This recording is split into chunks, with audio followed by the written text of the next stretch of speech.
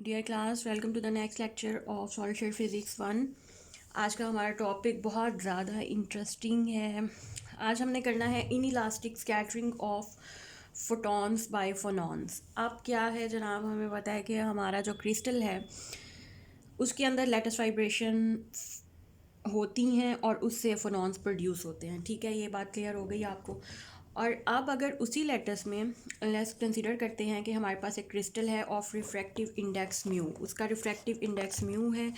और अगर उसी क्रिस्टल में जिसमें कि इलास्टिक वेव प्रोड्यूस हो रही है, अगर कोई फोटोन आकर प्रोपेगेट करे तो उस फोटोन के साथ क्या होगा। अभी हमने लास्ट वाले लेक्चर में पढ़ा कि फोटोन और फोनॉन जब आपस में इंटरेक्ट करते हैं तो they must create one another phonon, या तो वो क्रिएट करेंगे या एब्जॉर्ब करेंगे किसी दूसरे फोनॉन को, क्योंकि there are lot of phonons in the through the lattice vibration in the crystal.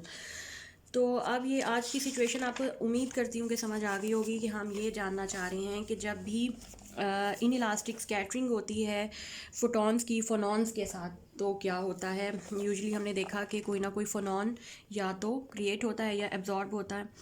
तो लेकिन अब देखते हैं, आज हम इसको मैथमेटिकली भी सॉल्व करके देखेंगे कि हमें क्या रिज़ल्ट देता है। लेट कंसीडर कि हमारे पास जो फोटॉन है उसका मोमेंटम,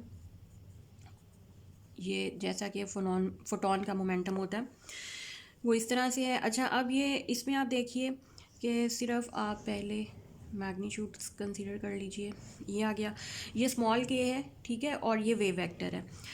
अब ये हमें पता है कि किसके बराबर होता है, के 2 पाई/लैम्डा के इन टर्म्स ऑफ वेवलेंथ। ठीक है, इसको आपने एक और इम्पॉर्टेंट यहाँ पे एक पॉइंट है कि वेवलेंथ को आपने इन टर्म्स ऑफ रिफ्रैक्टिव इंडेक्स लिखना है। अच्छा, इसको लिखने के लिए ना आप बुक में हिंट भी दिया हुआ है, आप देखिए कि नीचे 60 पेज के नीचे मैं आपको डिफ़ाइन भी कर देती हूँ, क्योंकि यहाँ पे हम रिफ्रैक्टिव इंडेक्स यूज़ कर रहे हैं। तो इसकी आपने डेफिनेशन पहले भी पढ़ी होगी ऑप्टिक्स वाले चैप्टर्स में कि रिफ्रैक्टिव इंडेक्स को हम कैसे डिफ़ाइन कर सकते हैं। Velocity of light in vacuum c divided by velocity of light in the medium, let state that is v। तो ये किसके बराबर हो जाएगा, c/v के बराबर म्यू। अच्छा, अब velocity of the medium, we know that velocity of the medium किसके बराबर होती है, एफ लैम्डा या न्यू लैम्डा। न्यू लैम्डा, ये न्यू यहाँ पे वेलोसिटी नहीं है बल्कि फ्रीक्वेंसी है। ठीक है, तो यहाँ से मैं कैलकुलेट कर सकती हूँ लैम्डा की value in terms of refractive index. ये इक्वेशन शो करेगी लैम्डा मेरे पास किसके बराबर आ जाएगा, c/म्यू और न्यू। अच्छा, अब ये मैंने इस इक्वेशन में पुट करना है, मैं यहीं पे कर रही हूँ 2 पाई/c/म्यू और न्यू। और ये आपके पास आ जाएगा, म्यू को मैंने अलग कर लिया, बाकी मेरे पास बना 2 पाई/न्यू डिवाइडेड बाई सी। अच्छा, अब ये के इन टर्म्स ऑफ एंगुलर फ्रीक्वेंसी हम यहाँ से निकाल सकते हैं म्यू, और ये क्या बना ओमेगा, 2 पाई/न्यू हमारे पास ओमेगा एंगुलर फ्रीक्वेंसी, ये लीनियर फ्रीक्वेंसी है, ये एंगुलर फ्रीक्वेंसी है, और डिवाइडेड बाई सी। ये के को हमने इन terms of angular frequency, refractive index और सी क्या है हमारे पास, वेलोसिटी ऑफ लाइट या वो जो फोटोन आया था उसकी वेलोसिटी है। अच्छा, अब जैसा कि इस सिस्टम को हमने पहले भी स्टडी किया, इस प्रोसेस को कि इसमें क्या हो रहा है, हमारे पास एक फोटोन आ रहा है क्रिस्टल स्ट्रक्चर में प्रोपेगेट कर रहा है, और उसको रास्ते में इलास्टिक वेव का सामना करना पड़ रहा है। तो अब जब उनकी आपस में स्कैटरिंग होगी, if a phonon of wave factor K and angular frequency omega, let's suppose के क्या होता है कि एक फोनॉन क्रिएट होता है। फोनॉन क्रिएट का मतलब है, लेट्स सपोज के वो जो फोनॉन क्रिएट हुआ है उसकी एंगुलर फ्रीक्वेंसी ओमेगा है और उसका वेव वेक्टर ये बड़े वाला की है। ठीक है, ये एक फोनॉन जो क्रिएट हुआ है, मैं इधर लिख देती हूँ, क्रिएटेड फोनॉन जो दोनों के इंटरेक्शन से अभी क्रिएट हुआ है। और इसके बाद आप देखें कि यहाँ पे आप लगाएंगे principle of conservation of energy, वो आपके पास आ जाएगा। कंजर्वेशन ऑफ एनर्जी मैं यहाँ पे लगा रही हूँ in terms of angular frequency, H cut omega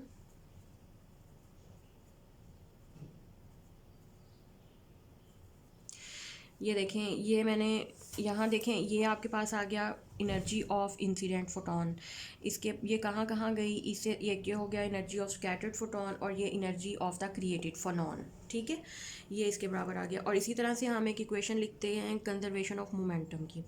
ये आपके पास momentum of initial photon, momentum of scattered photon plus momentum, ये कैपिटल के वाला, ये मोमेंटम ऑफ द फोनॉन। ये एनर्जी और मोमेंटम की कंजर्वेशन की इक्वेशंस भी हमारे पास आ गई। अच्छा, लेट्स सपोज हमारे पास वी जी साउंड जैसे कि साउंड वेलोसिटी ऑफ साउंड होती है। यहाँ पे हम इलास्टिक वेव, हमें पता है कि वो इलास्टिक मीडियम में तकरीबन वेलोसिटी ऑफ साउंड के साथ मूव करती हैं। तो ये वी जी उस इलास्टिक वेव की फ्रिक्वेंसी होगी जो कि मीडियम में प्रोपेगेट कर रही है। तो तब ये वी जी किसके बराबर होगा, V is equal to F lambda होता है ना। तो यहाँ पे आ जाएगा लैम्डा और न्यू, ये एफ लैम्डा ही लिखा है न्यू की फॉर्म में। तो यहाँ से लैम्डा वैसे ही आ जाएगा, और न्यू को आप लिखेंगे फ्रीक्वेंसी है, ये लीनियर फ्रीक्वेंसी है, इसको कुछ भी नहीं किया मैं, अब सिर्फ लिख रही हूँ angular frequency of non omega, ये जो यहाँ पे थी ओमेगा और साथ 2 पाई, क्योंकि ये ओमेगा ओवर 2 पाई के बराबर होती है। ये आ गया, और यहाँ से हम ये लिख सकते हैं omega over 2 pi by lambda, या ओमेगा ओवर ये 2 pi by lambda wave vector है फोनॉन का, तो ये कैपिटल के। तो यहाँ से एक रिलेशन हमारे पास आ जाता है कि ये एंगुलर फ्रीक्वेंसी जो फोनॉन क्रिएट हुआ है उसकी वो किसके बराबर है, वी जी और के के। तो अब जो इमिटेड फोटोन है उसके पास ज़ाहिर है जो फोटोन आके स्ट्राइक हुआ है, और उसके नतीजे में, इस इंटरेक्शन के नतीजे में, स्कैटरिंग के नतीजे में आपके पास एक फोटोन क्रिएट हुआ है। जैसे एक बार जहन में रखिए कि जो इंसिडेंट फोटोन है उसकी कोई बहुत ही मामूली सी एनर्जी होगी जो कि चेंज होगी उसकी, ये हम आगे बात प्रूव करेंगे, क्योंकि फोटोन के पास बहुत कम एनर्जी और मोमेंटम होता है एज़ कम्पेयर टू फोटोन। तो हम ये लिख सकते हैं कि सी के, बल्कि इसको लिखने से पहले मैं एक चीज़ आपको और यहीं पे क्लियर कर देती हूँ जल्दी जल्दी कि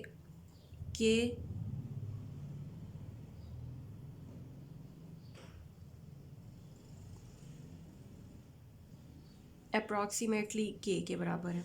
ठीक है, मतलब incident approximately incident wave vector किसके बराबर है, जो कि मोमेंटम हमारे पास क्रिएट हुआ था उसके।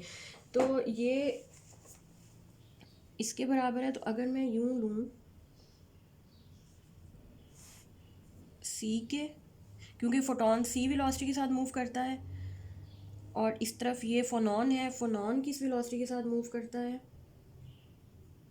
वी जी के साथ, साउंड वेव की वेलोसिटी के साथ। तो ये आ जाएगा के।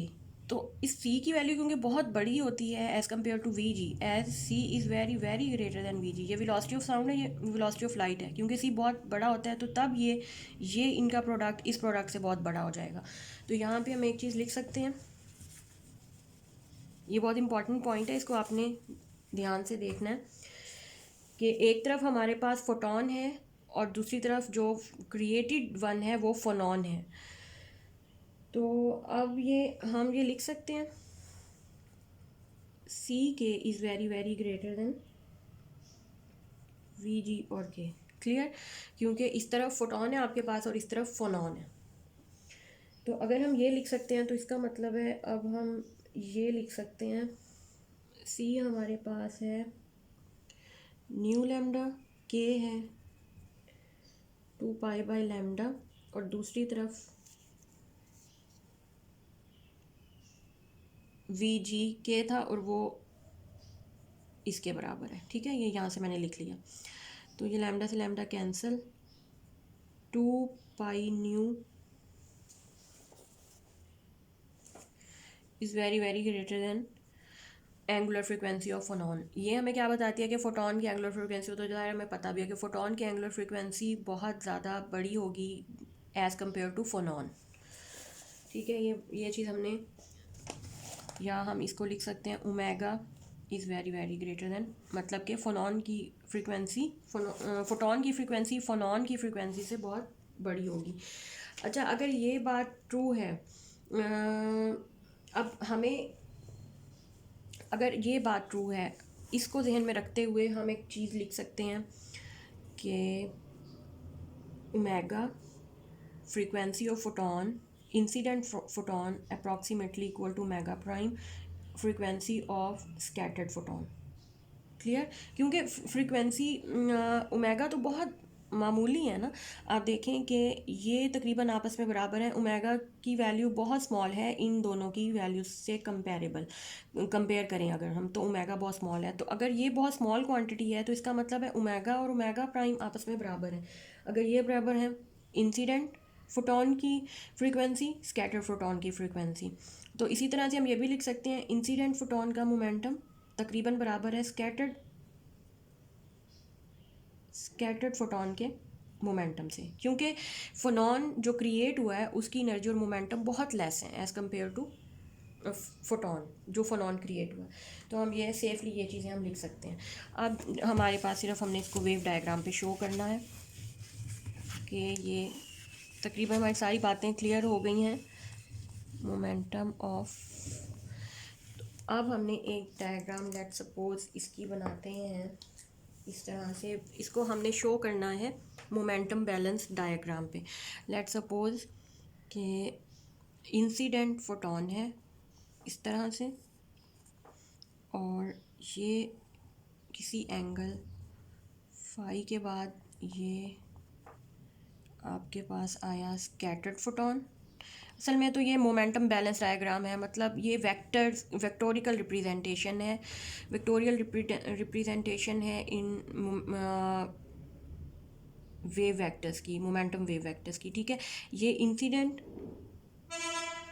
इंसिडेंट फोटॉन है, तो इसको मैं के से रिप्रेजेंट करती हूँ। छोटा सा मैं यहाँ साथ आई लिख देती हूँ। ये फाइनल या स्कैटर्ड फोटॉन है, ये के प्राइम है, और जो यहाँ पे इसके साथ होगा वो फोनॉन जो क्रिएट हुआ यहाँ पे इस प्रोसीजर के आफ्टर स्कैटरिंग, जो फोनॉन इसकी इनर एंगुलर फ्रीक्वेंसी ओमेगा है और वेव वेक्टर कैपिटल के है। ठीक है, ये एक एनर्जी बैलेंस डायग्राम। अगर इस इक्वेशन को, या हम पीछे इक्वेशन 5.97 को ही दोबारा देखते हैं, तो जो हमारे पास इक्वेशन थी एनर्जी कंजर्वेशन की और मोमेंटम कंजर्वेशन की, उस इक्वेशन से हम ये लिख सकते हैं।